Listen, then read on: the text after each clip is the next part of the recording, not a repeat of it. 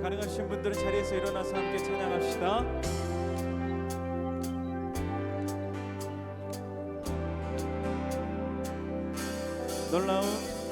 놀라운 주의 사랑 영원하시도다.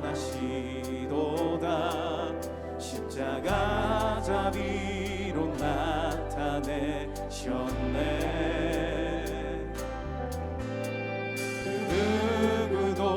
그 무엇도 깨닫지 못하리. 아름답고 영화로우신 주. 다시 한번 놀라운 주의 사랑, 놀라운 주의 사랑 영원하시도다. 십자가 자비로 나타내셨네.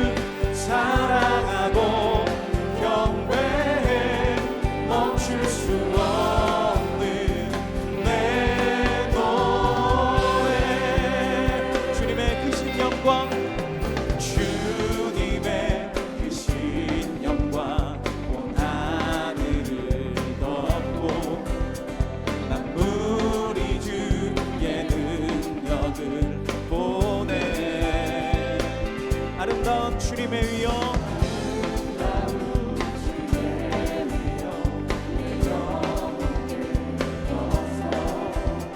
노래하네 놀라우신 주를. 아름다우신 주 사랑하고 경배해 멈출 수 없는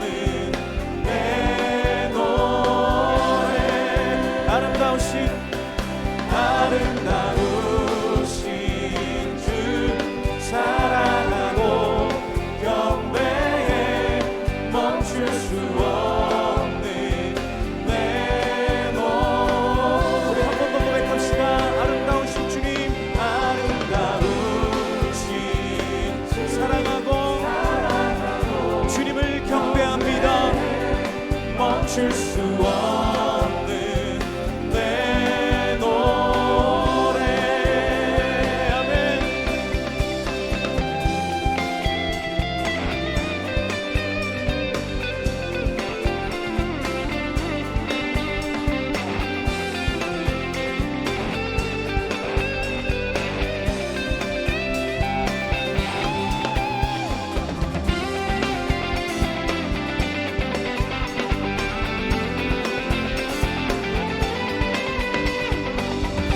결코 멈출 수 없는 그 주님을 향한 그 열정과 갈망으로 우리 함께 고백합시다. 주를 향해, 주를 향해 내 눈 여셨네. 날 붙드시는 그 사랑, 그 어느 누가 내 주와 같으리. 주를 향해, 주를 향해 내 눈 여셨네. 날 붙드시는 그 사랑, 그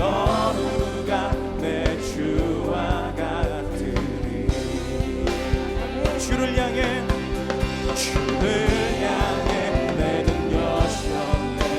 날 붙드시는 그 사랑, 그 어느 누가 내 주와 같으리. 아름다우신 주 사랑하고 경배해 멈출 수 없는 내 노래. 아름다우신 주 사랑하고 경배해 멈출 수 없는 내 노래. 내 영 노래하리, 내 영 노래하리, 내 영 노래하리, 내 영 노래하리. 예수님께 한 번 더 내 영 노래하리, 노래하리, 내 영 노래하리, 내 영 노래하리. 예수님께. 할렐루야, 사랑하고 축복합니다. 코로나라는 어려운 환경 가운데에서도 온라인으로 예배하고 있는 모든 중등부 친구들 힘내시기를 바랍니다. 두 가지만 이야기하겠습니다. 첫 번째는 중등부 현장 예배가 계속해서 드려지고 있습니다. 점점 많은 친구들이 현장에 와서 함께 예배하고 있는데요. 이번 주에도 현장 예배가 동일하게 드려지고 다음 주에도 동일하게 드려질 텐데 많은 친구들이 현장에 와서 함께 예배했으면 좋겠습니다. 그리고 두 번째는요, 여러분이 예배드리고 있는 그 모습을 촬영하여서 옆에 보이는 이 번호로 보내주시기 바랍니다. 모든 친구들에게 기프티콘을 선물로 드리도록 하겠습니다. 목사님 때도 그랬고 요즘 시대도 그러고 많은 청소년들이 분노의 시대에 살고 있습니다. 요즘 뉴스나 인터넷 기사만 봐도 자신의 화를 참지 못해 여러 가지 사건, 사고가 뉴스거리가 되어서 소개되고 있죠. 이 사람들의 분노의 강도가 점점 약해지는 것이 아니라 점점 강해지고 있다는 것을 우리는 주변 환경을 통해서 알 수 있습니다. 문제는 뭐냐면요, 이러한 분노로 인해서 사회적으로 많은 사람들이 열받아 있고, 또한 열받음과 동시에 폭력성이 늘어나고, 또한 폭력성과 동시에 매 순간 분노를 가지고 살아가게 되는 것, 이것들이 계속 반복되어져 있다는 것입니다. 이 분노를 잘못된 방법으로 나타내는 사람들이 너무나 많다라는 것이죠. 여러분에게 질문해 보겠습니다. 여러분에게 가장 큰 분노는 무엇입니까? 학업의 스트레스로 인한 분노, 또한 내가 노력한 만큼 성적이 오르지 않아서 분노합니다. 또 친구들이나 주변 사람들에게서 모욕감을 느꼈을 때 분노합니다.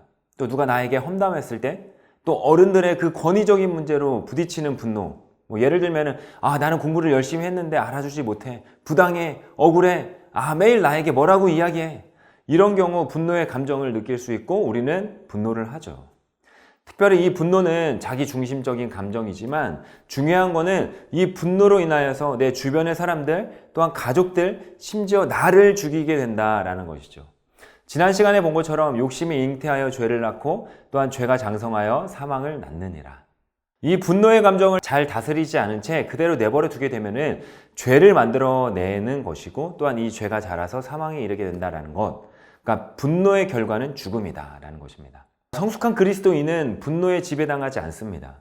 성숙한 그리스도인은 분노가 자라 죄가 되어서 죽음에 이르도록 그대로 내버려 두지 않는다라는 것입니다. 그렇다면 그리스도인은 어떻게 분노를 다스려야 할까요? 열쇠는 바로 말씀에 있습니다. 18절에 보면은요, 진리의 말씀으로 우리를 낳으셨느니라 라고 분명히 이야기하고 있습니다. 하나님은 말씀으로 세상을 창조하셨고, 또한 우리 역시도 말씀으로 창조된 하나님의 피조물입니다. 그렇기 때문에 정답은 어디에 있냐면은 말씀에 있습니다. 우리가 19절을 한번 살펴보겠습니다. 내 사랑하는 형제들아, 너희가 알지니 사람마다 듣기는 속히 하고 말하기는 더디하며 성내기도 더디하라. 자, 19절에는요, 속히 해야 하는 것과 더디해야 하는 것, 이 세 가지를 이야기하고 있습니다. 우리가 속히 해야 되는 것은 듣는 것이고요, 더디해야 되는 것은 말하기와 성내기입니다. 듣기를 속히 해라, 뭘 들으라는 걸까요? 다른 사람들이 말하는 것을 빨리 듣고 정확하게 듣고 분명하게 들으라, 이걸까요? 아니면은 정말 많은 정보를 들으라 라고 이야기하는 걸까요? 아닙니다. 믿음의 사람들이 속히 들어야 하는 거는요, 세상의 소리와 세상의 정보들이 아닙니다. 하나님의 말씀이 진리이다. 이 하나님의 말씀입니다. 하나님의 사람은 하나님의 말씀이 그 진리의 말씀을 분명하게 들어야 합니다. 빠르게 듣고 흘려버려라 이것이 아니라 하나님의 말씀을 말씀으로 제대로 들어야 한다 이것입니다. 우리가 말씀을 제대로 듣지 아니하면은 우리에겐 기쁨이 없는 신앙이 될 것이고 또한 생명력이 없고 사망의 황폐함처럼 메마른 신앙인이 될 것입니다. 우리가 이 하나님의 말씀을 바로 듣고 또 하나님의 말씀이 우리의 내면 가운데 채워질 때 우리는 능력 있는 삶, 하나님과 동행하는 삶을 살 수 있습니다. 또 우리 내면에 이 하나님의 말씀으로 채워진다면 분노하는 것도 더디할 수 있습니다.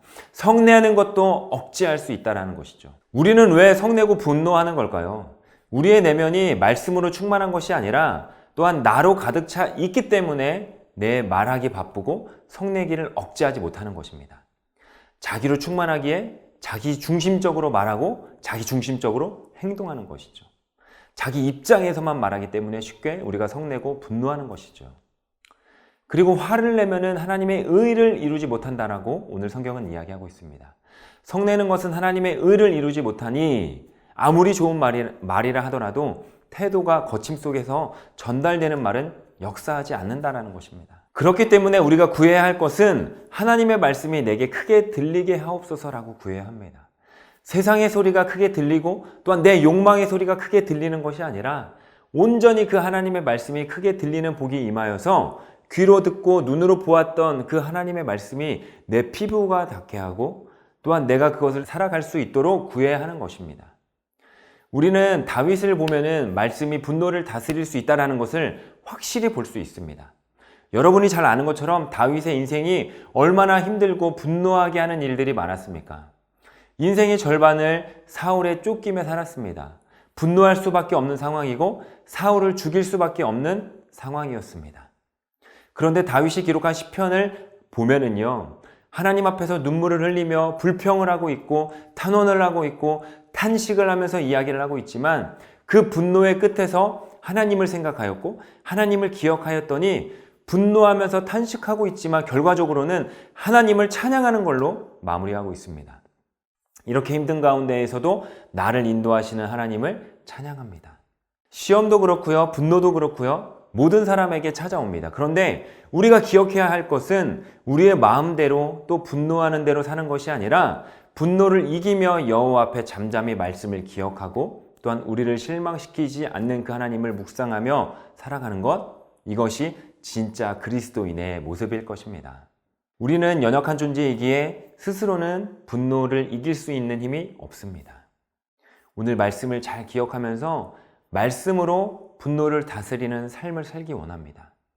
말씀으로 분노하지 않고 용서하는 삶을 살기 원합니다. 라고 고백하는 사랑하는 중동부 친구들이 되기를 주님의 이름으로 소망합니다.